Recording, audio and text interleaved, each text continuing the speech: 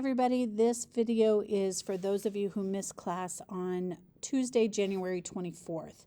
I'm going to make two videos because there's a lot of information here and I don't want a video that's overloaded. So on Tuesday, students completed a brainstorm activity for their character's backstory, and they learned how to log into Pixton.com so that they can begin making their character's background story. So I have a list of all the activities that we did today. We got through all of them, but it was a really rushed class. So if you were absent, just listen to both of these videos and you'll be able to get information and do what you need to do. So when you open up today's folder for January 23rd, you're going to see a PDF that says Part 2, Comic Strip and Mask Instructions. Go ahead and open that, and I want you to put that in GoodNotes, please, so that you have a copy of it. Pause this video until you're ready to go. Okay, so now that you have this, I'm going to go over our requirements for your superhero and supervillain project. So remember, we're down here at the bottom where it says topic. Your topic is that you are going to create a comic book hero or villain with characteristics related to the physical and chemical properties of an element on the periodic table. Step 1 was to pick the element. Step 2 was to research the element. And so now we're ready for step 3, and that is to actually create the comic strip. So this is a summative assessment. It's worth 100 points. And let me take you through step by step what you're going to do and what is required for this comic strip. So the comic strip introduces your element superhero or your villain, and it tells the before, during, and after story of how your character acquired powers. You have to include these 4 bullets. Bullet number 1, you have to include the name of the element in your character's name. So if your element is gold, maybe you want something like Golden Goddess. You cannot pick a name that's already out there. So if your element is iron, you can't be Iron Man because that's already been trademarked. A couple things. You can do a play on words. So I'm going to look here for you real quick. All of the elements, remember, the element symbols are from their Latin names. So I'm going to type in what is the Latin name for gold. The Latin name for gold is aurum. And so you could use the name aurum instead of gold. You could, AU is the abbreviation. I'm going to come up here. Actually, let me come over here. I'm going to move this just a second. So AU is the abbreviation for gold. And so you could do something like a play on that symbol where you make the A and the U bolded, and then something like Aubrey, but AU is bolded. If you cannot bold in Pixton, which I can't remember if you can or not, you can just separate it with a space. So if your element is potassium, then let's see, potassium is element K, so you could have something with like Kyle, I don't know, but then make sure that the K is capital or is bolded. Okay, so the next thing I want to talk to you is I'm going to come in. All right, so the second bullet, this is your second requirement. You have to have 5 physical and 2 chemical properties to personify your element. So if you remember on the research page, the front page was all physical properties, and the back page, the top of the back page was all the chemical properties. You need to choose 5 physical properties and use personification to make them characteristics of your element. So let's say the color of your element is black or silver.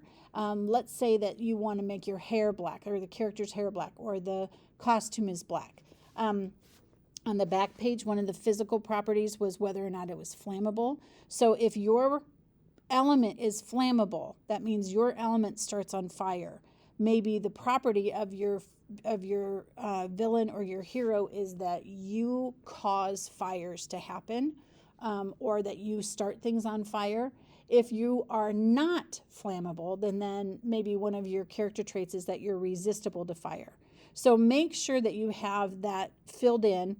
5 physical properties, 2 chemical properties, and then there were the third bullet there, You need 3 fun facts that you discovered in your research, such as the name of the person or persons who discovered the element, the setting, the date, place, etc., where your element can be found in nature, and or what it's used for. You have to pick 3 of those to include in your comic. And then lastly, I need you to incorporate a graphic of your element's periodic square and Bohr's atomic model into your comic.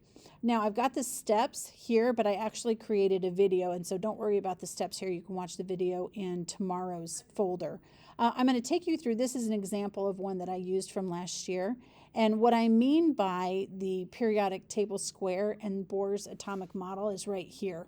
So this person had the element argon, and when the superhero found out that she was super, she had the 2 people who created her or who discovered argon in the comic, and they ran tests on her. And then when all the tests were done, they found out what they happened. They say, turns out you're an element, number 18 to be exact. So anyway, she's got those requirements right here. I have another tutorial that explains how you're going to put that into Pixton, because it's not a choice from Pixton normally. Okay, remember, you need to use narrative boxes and dialogue bubbles in order to tell your story. If you can't figure out how to show it, then just tell me that it's happening and I'll go along with it. Don't leave it to the reader to infer what's going on. In other words, you cannot simply just use pictures. So I'm going to refer to this again. This is, like I said, it was argon. And if you look in this 3rd panel, it says the year is 1894 in Clapham, South London. When Andrea was walking in the same spot potassium died in, but she doesn't know that. And then she's thinking to herself and she says, what's on the floor? So this panel is excellent because it tells me what I'm looking at. If I didn't have any of that information, I would have no idea what this image was showing me. But she says she's looking at something on the floor, and clearly you can see there's nothing there. And then in the next panel, she says she stepped onto a glowing magenta rock and fell. And so she's tripping over something and she's falling, but there's nothing there. So Pixton has some limitations, and one of the limitations is that it didn't have a magenta rock, and she was not able to put that in her comic strip. I found a solution for that this year, and I'm making another tutorial about that, so you can see that in the next folder. But for right now, what I want to point out is she told me it was there, so I believe it. So worst case, just tell me what's going on, and I understand it, and I'll believe it. All right, lastly, step number 4, after we create the comic, we're going to create a mask. Historically, we use our 3D pens, and everybody used the 3D pen to make a mask, which was really cool and fun.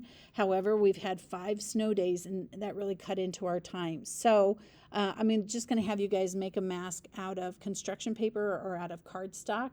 And then everybody, either you can certainly dress up for Comic-Con. That would be so much fun. Or at the very minimum, the very least, you have to wear your mask. The mask has to have some kind of, or include some kind of elements or properties of your element. And I'll give you class time to work on that after we're done with the comics. Okay? So here's what I need you to do. In this document that you downloaded, this is an example of a comic strip, so you can go through and look at that. I need you to work on this origin story. So before you begin in Pixton, it's important that you have an idea of the format or your sequence of events, or even just like how you want your story to be organized. So I have this paper, it's divided in half. On the left side, this is the character is a normal person. Think about Peter Parker, and something happens to cause him or her to become a superhero or a villain. So Peter Parker was working in a lab, he got bit by a radioactive spider, he becomes Spider-Man. That is this origin story. And so go ahead and go through, answer these questions, really think about how you want to tell your story, and answer the questions on this side of the paper. If you want to do something a little bit different and you want your character to already be the superhero or a supervillain, and you want something to happen to trigger a memory of how he or she became that way, then just fill out the right side. So who is your character? How old? Are you a hero or a villain?